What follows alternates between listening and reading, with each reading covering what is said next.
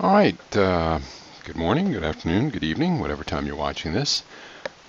We're moving on now. We're going to start chapter 11, which is going to be covering prisons and jails. Coming down the home stretch here, we've got 4 chapters left to cover in the text, approximately 2 weeks or so of work after this. So just a quick reminder.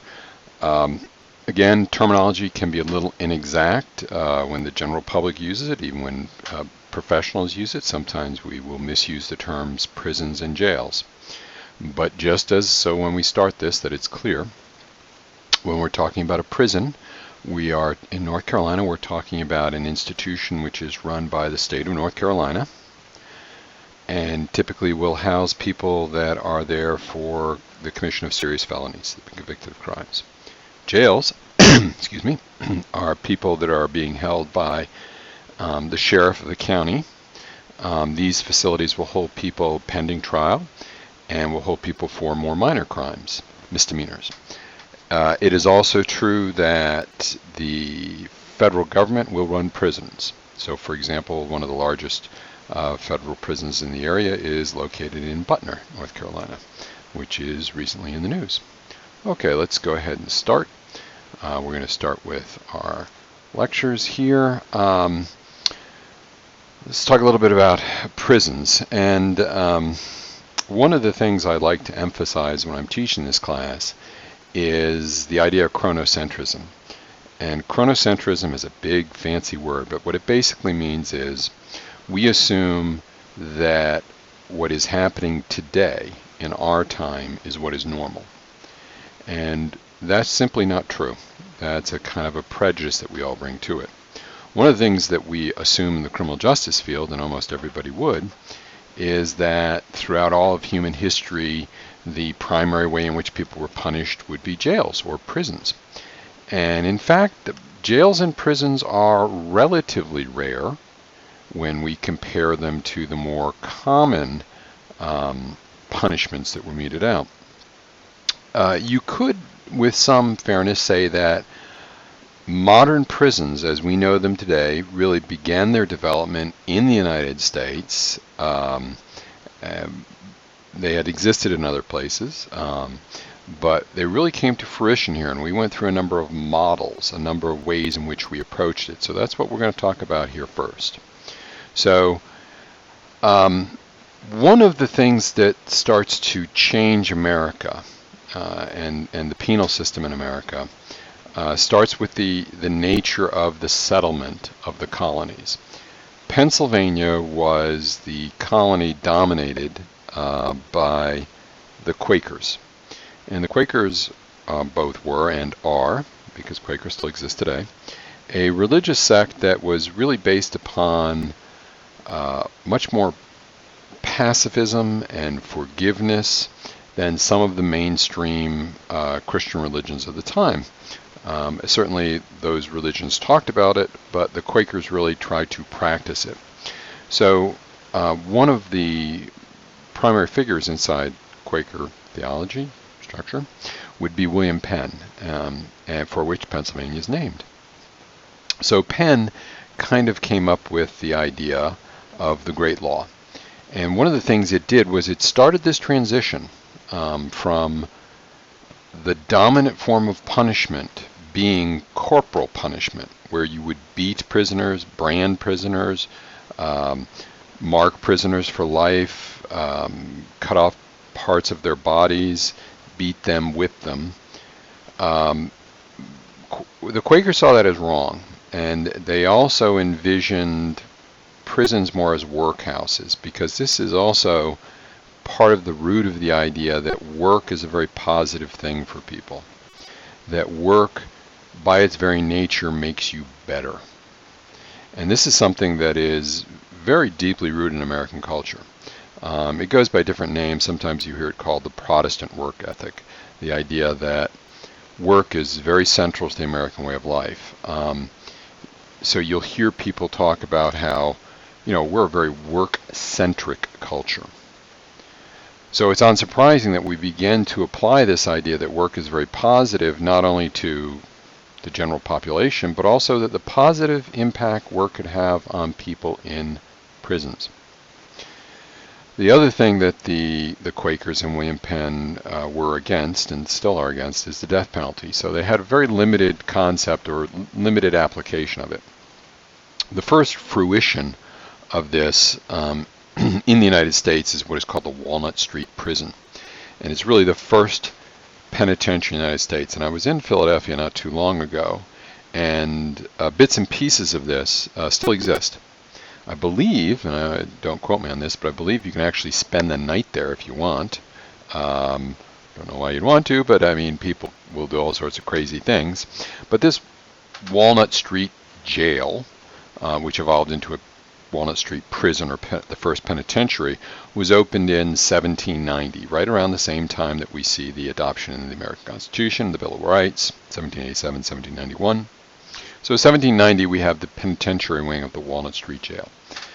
And they focus on a few things. One, silence. They believe that having the inmates remain absolutely silent throughout the period of time that they're going to serve their sentence is important. Also, labor. And this takes different manifestations, not just necessarily here, but it takes manifestations in England in the famous workhouses. And sometimes the labor one would do, it's not important that the labor accomplishes anything, but that you do it, that you do physical labor, because the belief was that made you better. So you have some instances in prisons where inmates would have a machine that was just a crank. It didn't do anything, but it would be difficult to push the crank, and you had to crank like 100 times on this machine before you would get breakfast and 100 times before you get lunch. And this was thought that, well, once you get people used to this routine and to working, it was going to make them better. The other thing that the Walnut Street Prison really experimented with was solitary confinement. All inmates were isolated from one another, and this is a real break as well from prisons as they existed historically, because if you go back and read some of the literature, a little bit later, Dickens, but if you read some of the literature around this time, jails were much more communal. There were large cells with multiple people in them, families, groups, men, women, all of these things. But the Walnut Street Prison and the first penitentiary, this wing of it, isolated them. Everybody had their own cell. Now, quite quickly, this got pretty expensive and pretty overcrowded, and then we also had another major problem, and that was with isolation. More on that in a second. Okay, so the Pennsylvania system as it developed, and most of these prisons are going to be called either by a state name or a city name. So you'll hear sometimes the Elmira system, or the Auburn system, or the Walnut Street Jail system. Sometimes you'll hear it called the Pennsylvania system or the New York system, because a lot of the work in penitentiaries, penology, the study of prisons, really shifts from Philadelphia and Pennsylvania to New York. But in the Pennsylvania system, this is the earliest American system, silence, in-cell labor, constant solitary confinement, and really the only contact you got was with clergy that would visit, because again there was the emphasis on salvation. This had some problems, and these problems were recognized in the kind of next development. This is called the Auburn prison system, or the New York system. This is the first of the New York systems, and it still focused on obedience, but one of the things they did was they began to abandon solitary confinement, because even though this is still the early 1800s and modern psychiatry is another 100 years in the future,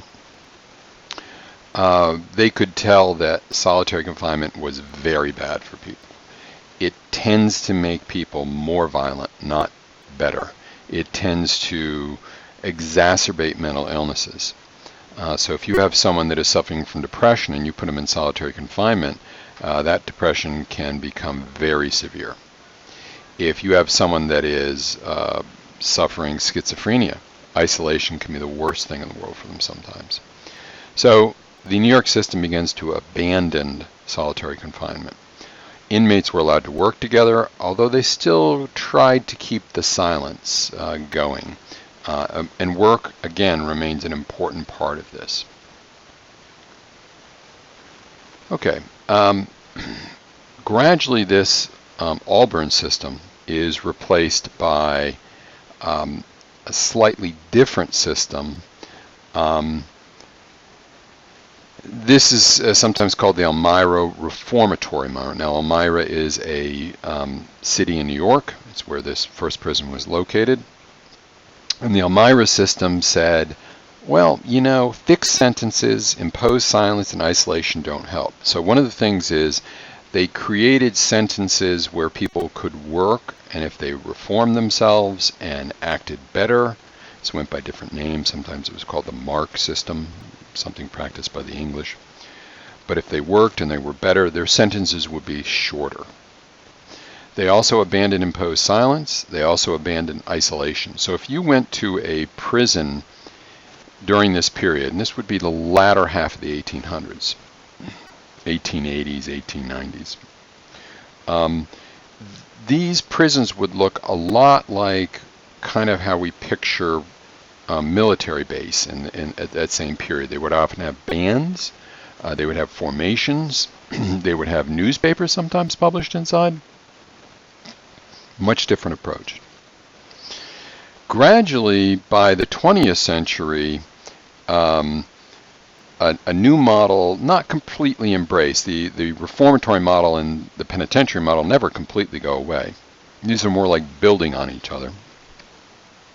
By the middle part of the 20th century, 1940s, 1950s, the medical model is being looked at very seriously, where you were trying much more to rehabilitate by treating crime almost as an illness. And the idea was you could cure the illness of crime or criminal behavior, and that would lead to rehabilitation. Around about the 1960s or so, all of these had been experimented with, and a very influential article was published. And the article's title was called What Works? And basically the answer to that question was nothing works. We had tried isolation, we had tried work, we had tried intermediate sentencing, we had gotten rid of silence, we had tried silence. Nothing seemed to work. So what happened was something that had always kind of been used and had been lurking underneath this system for more than 100 years was punishment. Let's just make prisons difficult places. Let's just make prisons tough. And again, this appeals intrinsically to people. After all, you're dealing with criminal people that have broken the social contract. And why not? Why shouldn't they suffer some punishment for what they did? And many prison administrators were, for want of a word, a very inexact word, much more conservative than progressive. And they really believed in punishment. And some of this goes back to a split in mankind that we've seen for 1,000 years. This could be crudely but illustratively put with the difference between the Old Testament and the New Testament. If you look at the Old Testament, it's very much an eye for an eye, a tooth for a tooth. In the Old Testament, it is the God of Abraham is the God of punishment. He is a stern God. If you look at God in the New Testament, if you look at Jesus doesn't call for punishment, he calls for forgiveness. He calls for love and mercy. So these two broad themes not only compete inside Christianity, but they compete inside our prison system. And since the 1960s, really the idea of punishment, of retribution, has really, or did really take off. I think in many ways that kind of model has peaked, and that shouldn't surprise you. All these things we talk about are experimented with, adopted, become standard policy, then are questioned, then something else comes along. They're experimented with the next thing and the next thing and the next thing, and this is the search for the perfect answer, if there is such a thing. Okay, now today the United States prison systems, you got the federal prison, as I said in the beginning of this. For example, in North Carolina, we've got Butner, which is a federal prison there. You've got very famous people there sometimes. Bernie Madoff, the greatest white-collar criminal of all time, is there. And then you've got the state systems. So there are 50 different state prison systems. for offenders who break state laws. And there are many more prisoners in state prisons than federal prisons. So if we look at a breakdown of the offenses, this is pretty interesting if you look at this slide here. Look at the federals first. You'll notice that more than half the people in federal prison are in there for drug crimes. And about 36% are public order crimes, about 6% property crime, only 7%, so 93% are not in prison for violent crimes. They don't directly physically hurt someone. Now, they might have indirectly hurt them with drugs or by stealing their property, but only 7%. Now you contrast that with the state prisons. If you look at the chart to the left, you'll notice that 53%, 53, which is more than half, of the state prison inmates are in for violent crimes. And then the next largest category is not the second largest category that would be the federal, which is 36%, is public order crimes. The next largest category is property crimes, theft. Okay. Then and only then do you get to drugs at the state level, about 16%. Then you get to public order crimes, and you have a very small sliver of others. So there's two different populations here, very much, when you look at federal and state prison. And this, by the way, does not include incarceration of inmates or individuals who are there for immigration violation, typically. Oops, excuse me. Okay. Talk about organization. All prison administrations have a basic mission. Keep them in, keep them safe, keep them in line, keep them healthy, keep them busy. Those sometimes are conflicting goals. So keeping them in, okay, we can keep everybody in, but sometimes it's harder to keep them healthy then. All right, keep them busy. Well, we can keep people busy, but sometimes that really interferes with us keeping them safe or keeping them in line. The other thing to understand about a prison administration is that there is both a formal prison administration and an informal prison administration. The formal administration is what you would recognize from the outside looking at it. If you went to Central in Raleigh, Central Prison, which is North Carolina's most famous, oldest, I believe, prison, there would be a warden. He would have, and it varies from state to state. They go by different names. Sometimes you see military ranks. Sometimes you hear the term vice warden. But there'd be a warden, a very clear hierarchy. The largest group, of course, would be those guards. They're called correction officers properly, but those who are actually guarding the prisoners. But you'd have administrative blocks of people. You would have medical blocks of people. So if you went to Central Prison, for example, there is a kind of mini hospital there that can handle people. Some of these are more common in different states. Some exist in different prisons and some don't. So here is a typical correctional facility. So as I said, at the top you have a warden. Then you would have either vice wardens or deputy wardens, or sometimes they're given military rank. The largest group typically is the custody group. That's the actual security, the guard force. But very important is the management. The deputy warden essentially in charge of administration. And he does things like accounting, purchasing, warehousing, food service. All of these are very important. A lot of money gets spent on them. Then you can have the programs warden, and again, that name can go by different terms in different states. Does things like mental health, medical services, treatment. As I said, there's a hospital inside Central Prison, so that would be under that. And then you have many prisons that have either work inside the prison or work outside the prison. Okay, there is no single best form of prison management.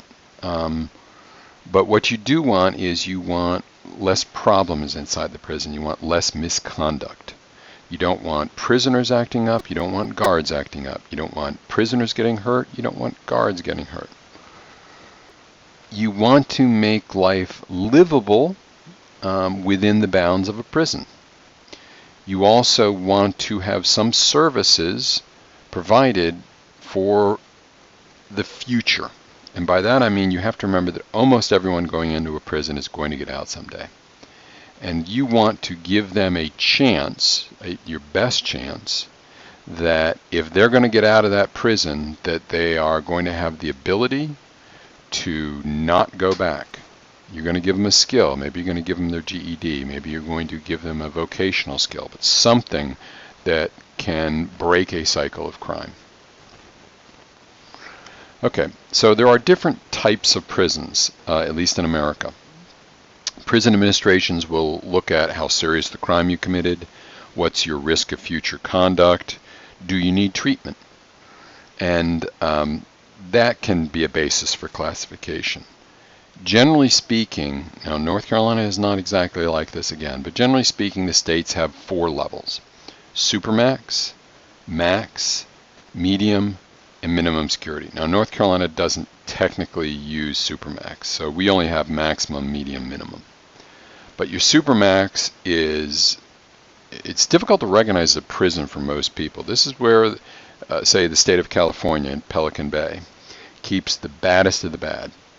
People that were violent in prison, people that were difficult to control. Generally, these are single inmates in single cells, very limited human contact. In many ways, this goes back to the Pennsylvania system, all the way back, because it's 23 hours a day in the cell by yourself. Now, the silence isn't there. There is communication with other guards. There is access often to a radio or a limited TV. So it's not quite that harsh, but supermaxes are tough places. Then you got maximum prisons, then you got medium prisons and minimum prisons. Now if you take those last two as a group, minimum and medium, they're going to really have more than half of all prisoners, although we tend to focus on maximum and supermax. So supermax, again, the worst of the worst. They are in a perpetual state of lockdown. Lots of disciplinary action. Lots of time the inmates have on their hands, very isolated. They don't tend, you're not going to get many breakouts from supermaxes, a handful maybe. Conversely, you're going to have a lot of problems in supermaxes, just the way you're housing people. Maximum security prisons, just one step down from your supermax. They have dangerous felons. There is a lot of security and surveillance, very militaristic. Some states more so than others, some prisons more so than others. You go to central prison, yes, there's some aspect of militaristic organization. So, for example, inmates will wear a standardized uniform. Inmates will sometimes be called to roll. Inmates have assigned numbers and stuff, but not as much as perhaps in the past. The bulk of prisoners, about 2/3 of prisoners, are going to be in your minimum or medium security. And these are going to be a little bit less restrictive. So particularly if you had a non-violent offender, someone who committed tax fraud, say, they might wind up in a minimum or medium security prison. Less restrictive, more educational, more treatment. And then when you get to minimum security, these are very low risk. No armed guards usually at all in minimum security. A lot more freedom. In many ways, they look more like a community college campus than they would look like a prison. Rehabilitation, much more common. But there are limitations on individual freedom at minimum securities. Okay, now we're going to look at some really shocking ideas. Prisons and jail populations since the 1980s have increased dramatically, and there's just no other word for that. It's a dramatic growth that is just beyond anything that's ever been done in human history. Why? Well, first of all, we created more crimes for which you could be arrested. If you went back, say, to the turn of the century, 1900, and you said, well, how many people do you have locked up for drugs? They'd say, none. We don't lock people up for drugs. Well, maybe, not paying your tax on your liquor, but it's more a tax issue. We don't lock people up for drugs. What, are you crazy? And if you said, well, how many wife beaters do you have locked up? And they'd say, well, we don't really lock people up unless they really kill their wives. I mean, men are expected to beat their wives. Well, you can see how times change. So we have a lot of people we have new crimes that can get you in jail, and a changing aspect to the length of time, which is your second one. Sentences in America have grown steadily longer, and we have among the longest sentences in the world. So you can commit a crime in France or Spain or Italy, even places like Russia sometimes, and you might get an average of 1 or 2 or 3 years, and you do that same crime in America and you'll get 5 or 10. Our sentences are very long. We've also seen parole, by and large, disappear from a lot of systems. We have seen a tremendous increase in immigration violations. And we've seen an increase in female offenders, although they're not really driving the thing. Okay, it's not cheap. I can't emphasize this enough. Putting people in prison is expensive. We are spending $40 billion a year at the state level to operate our correction systems. In some states, we are spending more on our prisons than on our colleges. If you just went back to the incarceration levels of the 1970s and took all the money that you would save on your prison systems and put it into the college systems, for many states, there would be no tuition at their community college level. There would be a very small tuition at their state universities.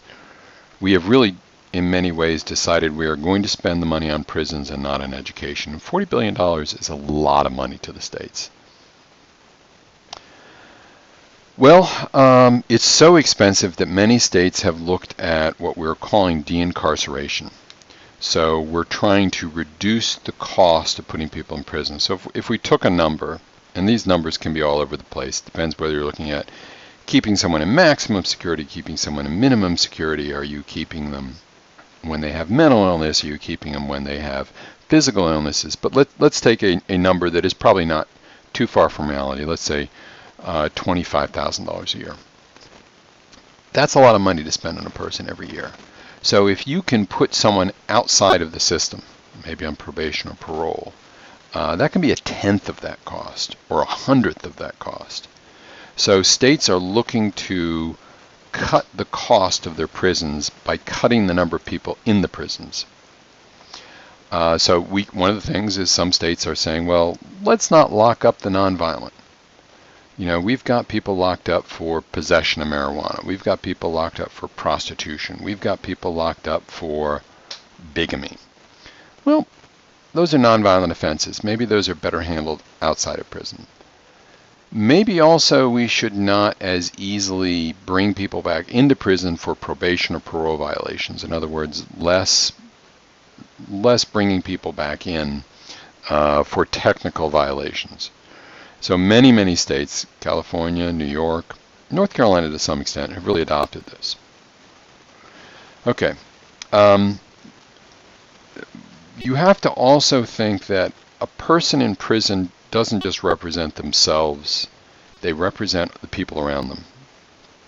So think about this. There's about 3 million minors out there that have a parent in prison.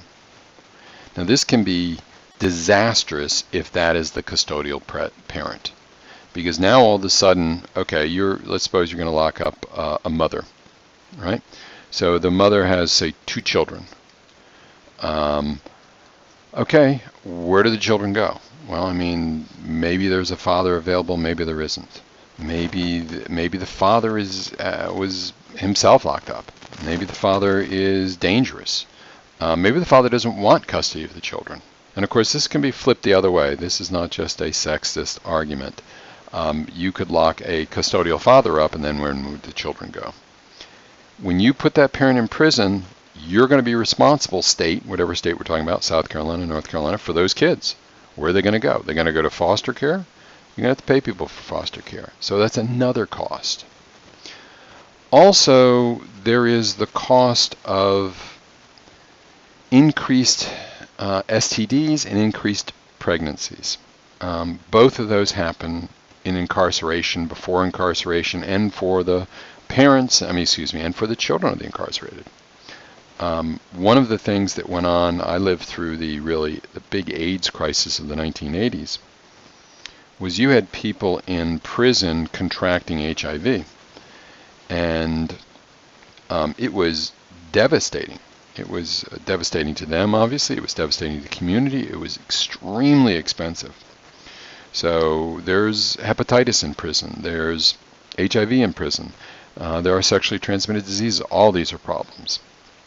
So besides those impacting the inmates, they also impact their family. So offenders typically also have higher rates of addiction, higher rates of unemployment, higher rates of homelessness. And disproportionately, this impacts minority groups in the United States. So you could look at minority groups like American Indians, Native Americans more properly, African Americans, Hispanic Americans, pick your group. Disproportionately, those minorities are impacted by incarceration. Okay, one of the things that was experimented with, and still kind of being experimented with a little bit more at the federal level than the state level, is private prisons. And this is a seductive idea. This is the idea of, well, the government is expensive when it does stuff, and the government takes a lot of time to do stuff. And do we really need the government? Why don't we use a private organization? Maybe they can do it cheaper. So there are approximately 130 private prisons in the United States. These are run by corporations. And why were we going to do this? Well, low labor costs, less red tape, competitive bidding. It hasn't worked out too well. They were attractive at one point, but what you got to remember is even if a prison can be run cheaper by the Corrections Corporation of America, Corrections Corporation of America also has to make a profit. So not only does it have to be cheaper in its cost, but it has to be cheaper in its profit. It means the guards, for example, are going to be paid less. Okay? Generally, you get what you pay for. If you are going to pay people very low wages, I don't think you should expect that guards inside private prisons would be as good as guards inside public prisons. Also, there can be strange incentives and disincentives. So if you're running a private prison, you want a prisoner that doesn't act up, that doesn't misbehave. And you want to keep that prisoner because typically you get paid per prisoner. Conversely, if you've got one that's violent or dangerous or schizophrenic, you don't want that guy because he's costing you more money, more manpower, more time, more drugs. So flip that. In a state prison, if you've got someone who's dangerous, you want to hold on to him because you're not as concerned with cost. If you've got someone who's not dangerous, which would be someone that the private prison wants to keep in, you want to get him out, which is probably better for society at large. Okay, there are safety concerns. There are other ones. What's the future? Well, they seem to be profitable.